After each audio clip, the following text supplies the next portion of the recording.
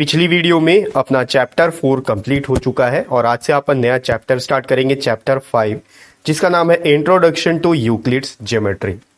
तो इस चैप्टर का जो पहला एक्सरसाइज है वो स्टार्ट करने से पहले इस वीडियो में आपको कुछ इंपॉर्टेंट पॉइंट्स बताऊंगा एज अ इंट्रोडक्शन। देखो, ये जो चैप्टर है ये बहुत ही छोटा चैप्टर है, बहुत ही ईजी चैप्टर है। ठीक है, इस चैप्टर को आप चाहो तो एक वीडियो में भी खत्म कर सकते हो, लेकिन मैं आपको इंट्रोडक्शन पार्ट बता के एक्सरसाइज भी इसका आपको सॉल्व करके बता दूंगा। अगर पिछले चैप्टर का कोई वीडियो आपसे मिस हो गया हो तो इस वीडियो के डिस्क्रिप्शन बॉक्स में आपको पिछले चैप्टर के सारे एक्सरसाइज का लिंक मिल जाएगा, आप जाके उन वीडियोस को देख सकते हो। अगर आपको किसी क्वेश्चन में कोई डाउट हो तो आप मेरे को ईमेल करके अपने डाउट्स को क्लियर कर सकते हो। इन केस अगर आपको ईमेल करना नहीं आता है तो मैंने उसके लिए भी ट्यूटोरियल बनाकर रखा है, आपको डिस्क्रिप्शन बॉक्स में लिंक मिल जाएगा ईमेल ट्यूटोरियल का। आप उसमें जाके उन वीडियोस को देखकर ईमेल करना सीख सकते हो।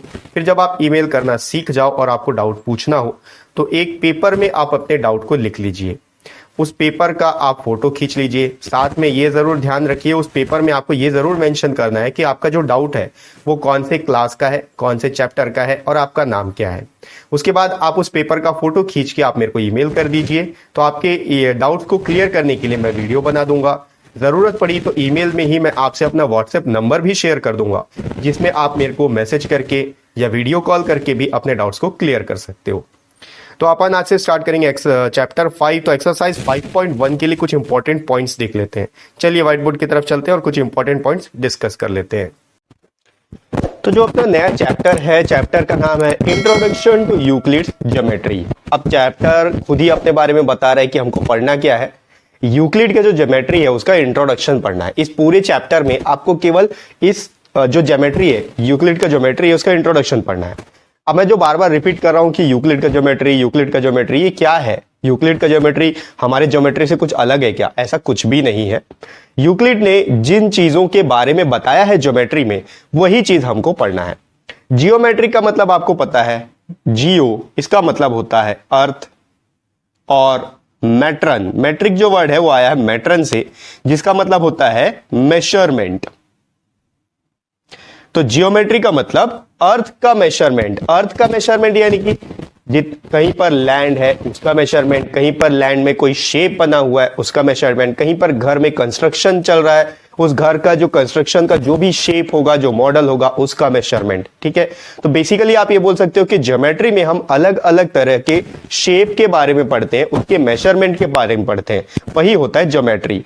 अब यूक्लिड का ज्योमेट्री क्या होता है?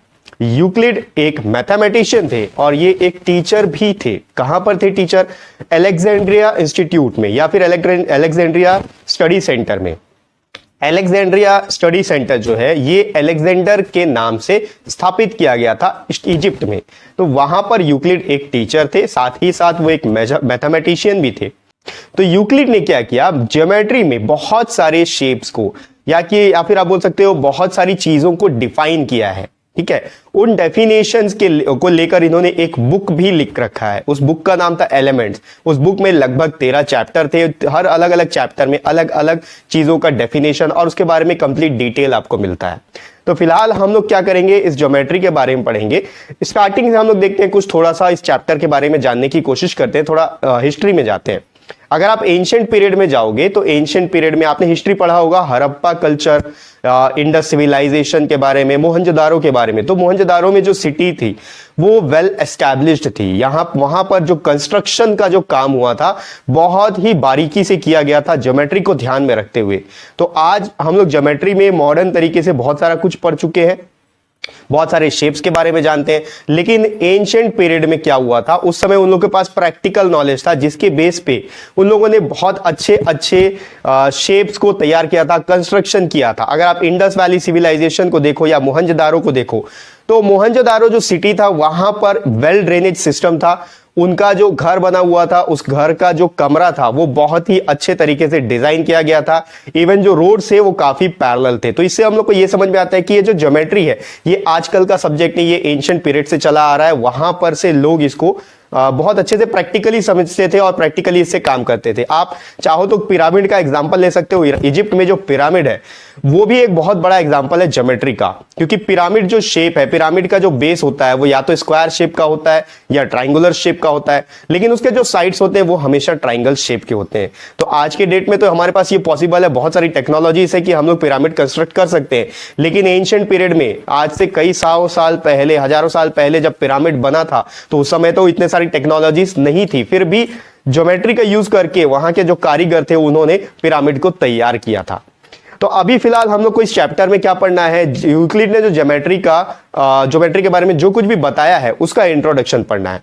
तो ज्योमेट्री के 3 बेस होते हैं, 3 बेसिक्स होते हैं। जैसे कि अर्थमेटिक का मैं आपको हमेशा बताया 4 बेस होता है, प्लस, इंटू, माइनस और डिवाइड। उसी तरीके से ज्योमेट्री के 3 बेस होते हैं। पहला है पॉइंट, दूसरा है लाइन और तीसरा होता है सरफेस। तो पहली बार किसी ने इन बेस का डेफिनेशन लिखने की कोशिश की या डेफिनेशन बारे बताने की कोशिश की, और वो था यूक्लिड। यूक्लिड ने हर चीज को डिफाइन करने की कोशिश की। तो जब पॉइंट के बारे में डेफिनेशन उन्होंने लिखा तो पॉइंट के बारे में उन्हें यह बताया कि पॉइंट एक ऐसा चीज है जिसका कोई पार्ट नहीं होता, इट हैज नो पार्ट, या फिर इसका कोई डायमेंशन नहीं होता है। उसी तरीके से लाइन के बारे में इन्होंने कहा था कि एक जो लाइन है ये एक ब्रेडथलेस लेंथ होता है, ब्रेडथलेस लेंथ, यानी कि इसका कोई ब्रेडथ नहीं होता है। और उसी तरीके से इन्होंने सरफेस को डिफाइन किया था। सरफेस का जब डेफिनेशन इन्होंने दिया था तो सरफेस के बारे में यह बताया था कि एक जो सरफेस है वो लेंथ और ब्रेडथ से मिलकर बनता है। अब इतना सारा डेफिनेशन मिलने के बाद में बहुत सारे मैथमेटिशियन बैठ के आपस में डिस्कस करते हैं। डिस्कस करने से उनको यह समझ में आता है कि अभी भी बहुत सारी ऐसी चीजें हैं जिनको डिफाइन करना है। यानी कि जैसे कि यूक्लिड ने कहा कि एक पॉइंट है, पॉइंट का कोई पार्ट नहीं होता, ऐसा चीज जिसका कोई पार्ट नहीं है, जो सबसे स्मॉलेस्ट है, उसको आप पॉइंट बोलते हैं। ऐसा चीज जिसका लेंथ नहीं होता, जो ब्रेडथलेस होता है, ब्रेडथलेस लेंथ है, उसको आप लाइन बोलते हैं। तो यहां पर क्या हुआ कि नो पार्ट मतलब क्या, इसको भी डिफाइन करना पड़ेगा। पार्ट नहीं है तो पार्ट क्या होता है उसको भी डिफाइन करना पड़ेगा। अगर लाइन के बारे में बात करें तो ब्रेडथलेस लेंथ, यहां पर ब्रेडथलेस क्या होता है, ब्रेडथ क्या होता है, लेंथ क्या होता है, उसको भी डिफाइन करना पड़ेगा। उसके बाद सरफेस की बात करें तो लेंथ और ब्रेडथ होता है, इसमें चारों तरफ पॉइंट्स होते हैं, ये लाइन सेगमेंट से मिलकर बना होता है, तो इसको भी हर चीज को डिफाइन करना पड़ेगा। तो जब मैथमेटिशियंस आपस में बैठे, उन्होंने डिस्कस किया, फाइनल कंक्लूजन ये निकला कि कुछ एक चीजें ऐसी है ज्योमेट्री में जिसको अनडिफाइंड रहने ही देना चाहिए, क्योंकि वो चीज हर किसी को पता है और उसको डिफाइन करने की जरूरत नहीं है। तो उन्होंने फाइनल कंक्लूजन निकाला कि पॉइंट, लाइन या फिर किसी सरफेस का कोई डेफिनेशन नहीं हो सकता, इसका कोई डेफिनेशन, पर्टिकुलर डेफिनेशन नहीं है। कुछ चीजों को अनडिफाइंड रहने दिया गया जो कि ज्योमेट्री का बेस था, जैसे कि पॉइंट, लाइन और सरफेस को। आज के डेट में हम इन चीजों को अगर आप देखोगे तो इस पॉइंट को आप डॉट के नाम से भी जानते हो, इस लाइन को आप ब्रेडथलेस लेंथ जो है इसको आप लाइन के नाम से जानते हो, ये जो सरफेस है इस सरफेस को आप प्लेन के नाम से जानते हो। ये हमारा मॉडर्न ज्योमेट्री है। इस मॉडर्न ज्योमेट्री में हर चीज का नाम आप डिफाइन कर चुके हो, इसलिए इसको कभी भी डिफाइन नहीं किया गया, इसको ऐसे ही छोड़ दिया गया। अब जो यूक्लिड था, यूक्लिड ने एक बुक लिखा था, जैसा कि मैं आपको बता चुका हूं, यूक्लिड ने एक बुक लिखा था जिसका नाम था एलिमेंट्स। अब उस एलिमेंट में लगभग 13 चैप्टर थे और उस 13 चैप्टर में अलग अलग शेप के बारे में यूक्लिड ने डिफाइन किया था। जब उसने डिफाइन किया तो उसके दिमाग में एक चीज आया कि बहुत सारे ऐसी चीजें हैं जो कि कॉमन है, जिनको आप अज्यूम करोगे, लेकिन वो ऐसी चीजें हैं कि उनको डिफाइन करने की जरूरत नहीं है, वो चीज प्रैक्टिकल है, वो तो होता ही है। बहुत सारी ऐसी चीजें जिसको आप प्रूफ नहीं कर सकते हो। तो उस चीज को लेकर इन्होंने 2 चीज के बारे में बताया था, एक था एक्सियम और दूसरा होता है पोस्टुलेट। अब ये जो एक्सियम और पोस्टुलेट है, इन दोनों के बेस पर ही ये पूरा चैप्टर बना हुआ है। अगर आपको एक्सियम और पोस्टुलेट समझ में आ गया तो ये चैप्टर पूरा समझ में आ जाएगा। ये पूरा चैप्टर आप एक वीडियो में ही कंप्लीट कर सकते हो, आधे घंटे में पढ़ सकते हो।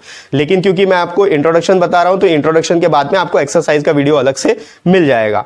तो एक्सियम और पोस्टुलेट क्या होता है? बेसिकली एक्सियम और पोस्टुलेट दोनों ही एजम्पशंस है, आपको अज्यूम करना है। मैथ्स में हम बहुत सारी चीजों को अज्यूम करके प्रूफ करते हैं। तो एक्सियम और पोस्टुलेट्स ऐसी चीजें हैं जिनको आप अज्यूम करोगे लेकिन उनको प्रूफ करने की जरूरत नहीं है। वो ऐसा चीज है कि बेसिकली ये होता ही है, वो प्रैक्टिकल चीज है। फॉर एग्जांपल अगर मैं आपको बोलूं कि सूरज जो है वो हमेशा ईस्ट से ही उगता है और वेस्ट में जाके डूब जाता है। ईस्ट में उगता है, वेस्ट में जाके डूब जाता है। तो क्या इसको प्रूफ करने की जरूरत है? इसको प्रूफ करने की जरूरत नहीं है, क्योंकि ये प्रैक्टिकल है, हर किसी को पता है ईस्ट से उगेगा और वेस्ट में जाके डूब जाएगा। एक ह्यूमन बॉडी का अगर आप एग्जांपल ले लो तो इन जनरल सबके पास 2 आंख होते हैं, 2 हाथ होता है, 2 पैर होता है। क्या इसको प्रूफ करने की जरूरत है? इसको प्रूफ करने की जरूरत नहीं है। इसलिए बहुत सारी ऐसी चीजें मैथ्स में जिसको आपको प्रूफ करने की जरूरत नहीं है, वो एजम्पशन है, और उन्हीं एजम्पशंस को एक्सियम और पोस्टुलेट्स बोला जाता है। तो जब दोनों ही चीज अजम्पशन है और दोनों ही चीज का मीनिंग एक ही है, तो 2 अलग अलग नाम क्यों दिए गए? एक्सियम जो है ये केवल मैथ्स के सारे फील्ड में आपके काम आएगा। जैसे कि आपको अर्थमेटिक है, मैथ्स का एक फील्ड है अर्थमेटिक, जियोमेट्री, अलजेब्रा, और जितने भी मैथ्स के फील्ड हैं उन सारे फील्ड में ये जो अजम्पशन है ये फिट बैठता है। लेकिन जो पोस्टुलेट्स है, ये पोस्टुलेट्स पर्टिकुलरली जियोमेट्री को लेकर बना हुआ है। यानी कि ये जो पोस्टुलेट है सिर्फ जियोमेट्री के अजम्पशंस को प्रूफ करता है, या फिर उसके बारे में बताता है कि इसको प्रूफ करने की जरूरत नहीं है, ये होता ही है, ये फैक्ट है। ठीक है, तो यही था एक्सियम और पोस्टुलेट्स। तो इस चैप्टर में यूक्लिड ने जिन अजम्पशंस के बारे में बताया है, यानी कि एक्सियम और पोस्टुलेट्स के बारे में, उसको अब हम लोग डिस्कस करेंगे एक एक करके। लगभग 7 एक्सियम्स हैं और 5 पोस्टुलेट्स हैं। तो ये क्या चीज है इसको एक एक करके देखते हैं। फिलहाल पहले मैं इसको रब कर लेता हूं। तो जब एक्सियम्स पे देखते हैं तो सबसे पहला एक्सियम है, ये एक एजम्पशन है। देखो, ये सेंटेंस को अगर आप पढ़ोगे, स्टेटमेंट्स को आप पढ़ोगे, तो आपको ऐसा लगेगा ये किसको नहीं पता, ये तो हर किसी को पता है। बस यूक्लिड ने क्या किया, इसको अपने स्टेटमेंट के फॉर्म में लिख दिया है। तो देखो पहला चीज क्या बोल रहा है, पहला एक्सियम है things which are equal to the same thing are equal to one another. इसका मतलब क्या होता है, 2 चीजें अगर किसी तीसरी चीज के इक्वल है तो वो दोनों भी आपस में इक्वल होंगे। फॉर एग्जाम्पल देखो, राजू का एज कितना है 40 ईयर्स, और श्याम का एज कितना है 40 ईयर्स। ठीक है, अब राजू और श्याम आपस में इक्वल हो गए। अब यहां पर मैं लिखता हूं बाबू भैया का जो एज है ये भी है 40 ईयर्स। तो श्याम और बाबू भैया का एज भी इक्वल हो गया, श्याम इज इक्वल्स टू बाबू भैया। तो क्या मैं ये बोल सकता हूं कि राजू और बाबू भैया का भी एज इक्वल है? बिल्कुल बोल सकते हैं, क्योंकि राजू और श्याम का जो एज है वो इक्वल है, श्याम और बाबू भैया का एज इक्वल है। क्वेश्चन में यही चीज बोल रहा है, things which are equal to the same thing. देखो, आर एस के इक्वल हो गया और एस बी के इक्वल हो गया, तो इसका मतलब आर और बी जो है ये भी आपस में इक्वल होंगे। मैथ्स में अगर अपन समझना चाहें तो देखो, ए अगर बी के इक्वल है और बी जो है वो सी के इक्वल है, तो इसका मतलब क्या हुआ, ए और सी भी आपस में इक्वल होंगे। यही चीजें बोल रहा है। ठीक है, तो यूक्लिड के जितने स्टेटमेंट है, जितने भी अजम्पशंस हैं, वो आपको ऐसे ही समझ में आएगा। आपको लगेगा कि ये तो फैक्ट है, इसमें क्या चीज है, इसमें कोई नया चीज तो है नहीं। ठीक है, इसको प्रूफ करने की जरूरत नहीं है, यही है एक्सियम। सेकेंड एक्सियम बोलता है, if equals are added to equals the wholes are equal. अब यहां पर जो होल्स है, होल्स का मतलब होता है टोटल। ठीक है, तो इसका एग्जाम्पल बहुत अच्छा है। देखो, अगर यहां पर x लिखा हुआ है और यहां भी x लिखा हुआ है, दोनों आपस में इक्वल है। अगर दोनों में इक्वल चीज ऐड कर दिया जाए, यहां पर मैं ऐड कर लेता हूं +2 और यहां पर भी ऐड कर देता हूं +2, तो जो होल होगा, यानी कि जो उनका फाइनल आंसर होगा टोटल, वो भी इक्वल होगा। x और x आपस में इक्वल थे, तो x+2 और x+2 भी आपस में इक्वल होंगे। ये था इसका सेकेंड एक्सियम। थर्ड एक्सियम देखते हैं। थर्ड एक्सियम बिल्कुल सेकेंड की तरह है। थर्ड एक्सियम में बोल रहा है, if equals are subtracted from equal the remainders are equal. वही चीज है, अगर x और x आपस में इक्वल है और इन दोनों में से कोई इक्वल चीज सब्ट्रैक्ट कर दिया जाए, यानी कि मैं -1 कर देता हूं, दोनों जगह 1 को सब्ट्रैक्ट कर दूंगा, तो जो फाइनल आंसर आएगा, जो फाइनल रिमाइंडर है, वो भी आपस में इक्वल ही होगा। चॉकलेट का एक एग्जांपल लेते हैं। आपकी मम्मी ने आपको 4 चॉकलेट दिए, आपके फ्रेंड को भी 4 चॉकलेट दिए। इनमें से आपके भाई ने 2 चॉकलेट ले लिया, आपके फ्रेंड के भाई ने भी 2 चॉकलेट ले लिया। अब दोनों के पास कितना बचा, आपके पास भी 2 चॉकलेट और आपके दोस्त के पास भी 2 चॉकलेट बचा है। तो यही चीज है, if equals are subtracted from equals, दोनों इक्वल है, इन दोनों इक्वल में से इक्वल चीज अगर सब्ट्रैक्ट हो जाएगा तो जो रिमाइंडर बचेगा वो भी आपस में इक्वल होगा। ठीक है, मैं इसको रब करता हूं, कुछ और एक्सियम्स हैं उसको भी देखते हैं। अगला जो एक्सियम है, एक्सियम नंबर 4। एक्सियम नंबर 4 में बोल रहा है, things which coincide with one another are equal to one another. अगर आपने ज्योमेट्री पढ़ा है तो कोइंसाइड का मतलब आपको पता होगा। कोइंसाइड का मतलब एक दूसरे के ऊपर ओवरलैप हो जाना। ठीक है। जब ओवरलैप होगा तो चाहे आप इस साइड से देखो या इस साइड से देखो, एक ही बराबर आपको दिखाई देगा, यही चीज ये बोल रहा है। अब सपोज ये एक लाइन सेगमेंट है और ये दूसरा लाइन सेगमेंट है। अब इस लाइन सेगमेंट को अगर इसके ऊपर रख दिया जाए तो दोनों लाइन सेगमेंट आपको इस तरीके से दिखाई देगा। जब आप दूर से देखोगे तो आपको लगेगा कि हाँ ये एक ही लाइन सेगमेंट है, चाहे आप इस साइड से देखो या फिर उस साइड से। तो ये क्या हो रहा है, ये बता रहा है कि ये जो दोनों लाइन सेगमेंट है ये आपस में इक्वल है। अगर ये 4 सेंटीमीटर का है तो ये भी 4 सेंटीमीटर का ही होगा। तो ये एक एजम्पशन है, जो ये एक एक्सियम है, ठीक है, जो यूक्लिड ने बताया। तो ये चीज तो हर किसी को पता है कि दो चीजें आपस में इक्वल हैं, अगर दोनों को एक दूसरे के ऊपर रख दो तो एक दूसरे को कोइंसाइड कर लेते हैं। तो उस चीज को इन्होंने घुमा के बताया कि अगर दो चीजें आपस में एक दूसरे को कोइंसाइड कर रहे हैं या कि ओवरलैप कर रहे हैं और एक के ऐसे इस तरीके से ढक रहे हैं कि दोनों, आप किसी भी तरह से देखोगे तो आपको सिर्फ एक ही चीज दिखाई देगा, तो इसका मतलब यह है कि वो दोनों आपस में इक्वल है। ठीक है। नेक्स्ट एक्सियम है the whole is greater than a part. ये तो सबको पता है। एक कैडबरी का चॉकलेट है, इस चॉकलेट में आप देखोगे तो आपको इस तरीके से 10 पार्ट मिल जाएगा या 4-5 पार्ट, जो कुछ भी है। अब इसमें से ऊपर का 2 आप निकाल लो।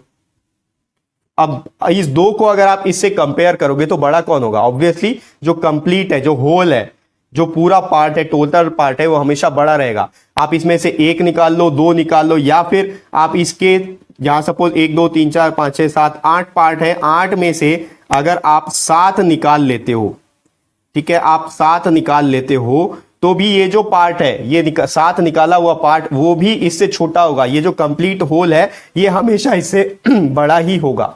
तो ये चीज किसी को बताने की जरूरत तो है नहीं, ये तो बच्चा भी जानता है कि अगर आप उसके सामने बड़ा वाला बॉल रखो या छोटा वाला बॉल रखो तो वो बड़ा बॉल ही उठाएगा, या फिर बड़ा चॉकलेट रखो और छोटा चॉकलेट रखो तो बड़ा ही उठाएगा। उसको पता है कि बड़ा कौन सा है। तो जो यूक्लिड है उसने ये बताया कि the whole is greater than the part. इस होल का छोटा सा पार्ट हो या बड़ा पार्ट हो, आप निकाल भी दोगे तो ये जो होल है ये हमेशा उस पार्ट से बड़ा रहेगा। ठीक है।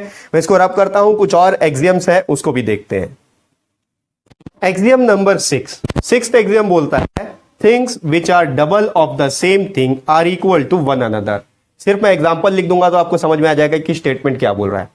यहां पर x है, यहां भी x है, ये दोनों आपस में इक्वल है। अब अगर मैं इन दोनों का डबल कर दूं तो ये 2x हो जाएगा, ये भी 2x हो जाएगा, तो भी दोनों सेम ही रहेगा। अब आपको समझ में आ गया होगा कि सेंटेंस क्या बोल रहा है। स्टेटमेंट ये बोल रहा है कि जब दो चीज आपस में इक्वल है और उन दोनों का अगर डबल कर दिया जाए तो भी इसके बाद जो भी आंसर आएगा वो भी इक्वल ही होगा। तो ये तो हर किसी को पता है। ठीक है। यूक्लिड ने सिर्फ उसका स्टेटमेंट लिख दिया है।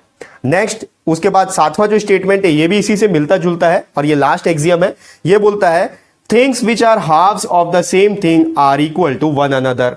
अब यहां पर x है और यहां भी x है, ये दोनों आपस में इक्वल है। अगर इनका हाफ कर दिया जाए, यहां पर 1/2 और यहां पर भी 1/2, तो भी दोनों आपस में इक्वल हो जाएंगे।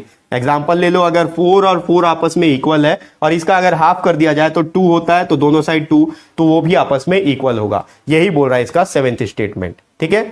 तो ये थे इसके 7 एक्सियम्स। अब मैं इसको रब कर लेता हूं और अपन इसके पोस्टुलेट्स देखते हैं। तो एक्सियम के बारे में मैंने आपको बताया कि मैथ्स के सारे फील्ड में ये एजम्पशन काम आते हैं, चाहे वो मैथमेटिक्स चाहे वो अर्थमेटिक हो, चाहे वो ज्योमेट्री हो, चाहे अलजेब्रा हो या मैथमेटिक्स का कोई भी पार्ट हो।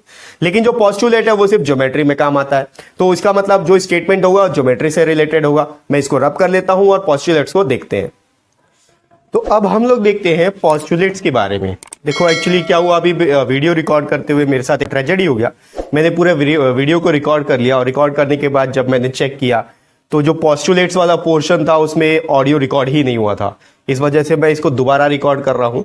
और इसके पहले भी मेरे साथ ये चीज़ हो चुका है। इस पूरे इंट्रोडक्शन पार्ट को जब मैंने रिकॉर्ड किया था तो थोड़ा सा पोर्शन ऑडियो रिकॉर्ड हुआ था और बाकी पोर्शन ऑडियो लेस रह गया था। इस वजह से मेरे को ये दोबारा बनाना पड़ा और ये मेरा तीसरा बार है कि मैं इस वीडियो को बना रहा हूँ। शायद हो सकता है कि रिकॉर्डिंग में कुछ प्रॉब्लम आ गया होगा या फिर माइक में प्रॉब्लम आ गया होगा, जो कुछ भी है। तो आपको अगर कलर चेंज दिख रहा है तो आप समझ जाइए कि ये मैं फिर से रिकॉर्ड कर रहा हूँ। ठीक है। ओके, तो अपन देखते हैं पोस्टुलेट्स के बारे में। पोस्टुलेट्स क्या है? पोस्टुलेट भी जैसा कि मैं आपको बता चुका हूं कि एक एजम्पशन है जिसका रिलेशन सिर्फ और सिर्फ ज्योमेट्री से। यहां पर जो भी एजम्पशन होंगे वो ज्योमेट्री को लेकर होगा। तो पोस्टुलेट नंबर 1 क्या बोलता है?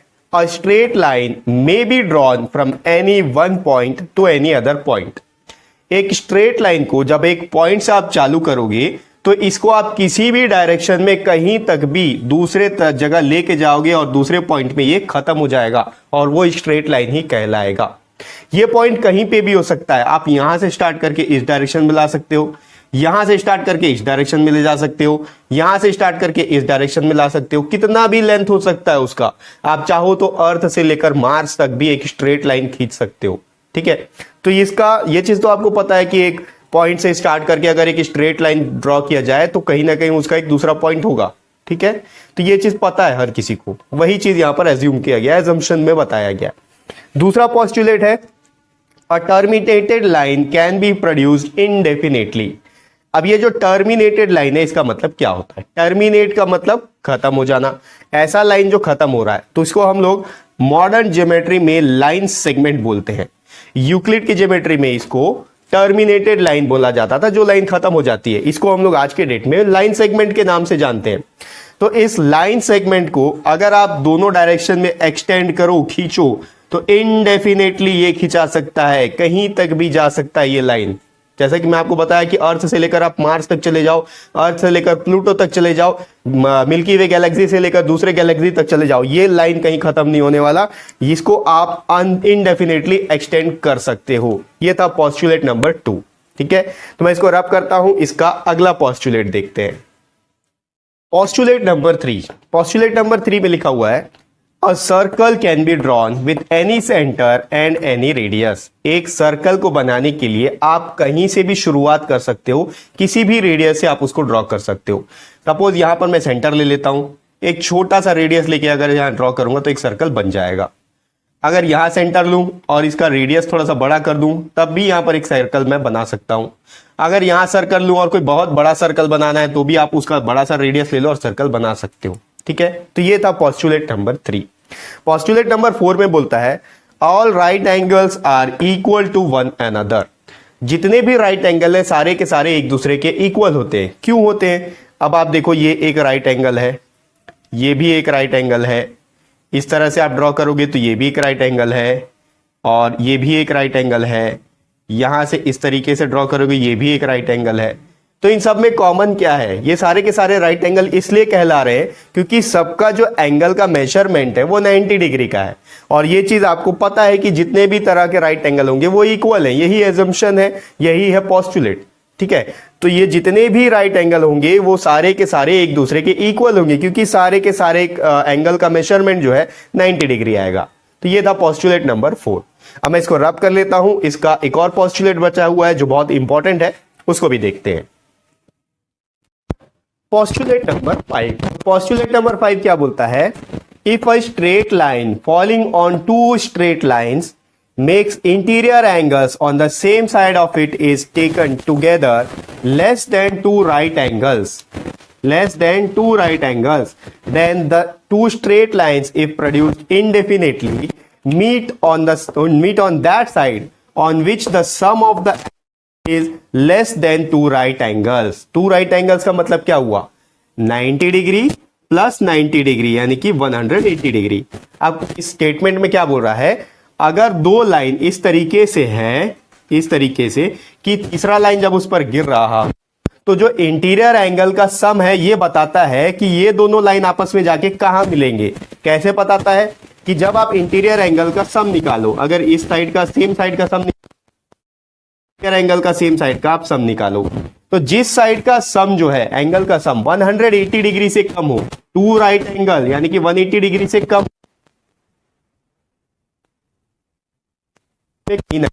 मीट, इसका पॉस्टुलेट नंबर 5, ठीक है। तो यही सारे एक्सियम्स और पॉस्टुलेट्स हैं जिनको आपको ध्यान में रखना है। इन सबको ध्यान में रखते हुए नेक्स्ट वीडियो से अपन एक्सरसाइज 5.1 के क्वेश्चंस को लेना स्टार्ट करेंगे।